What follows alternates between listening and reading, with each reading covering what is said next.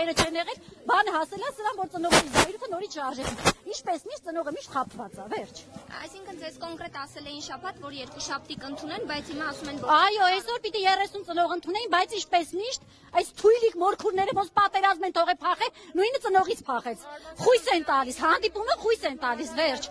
Ազգանունը լսեցին, կարծես թե ձեր պահանջը չեն բավարարել Գշպետի եւ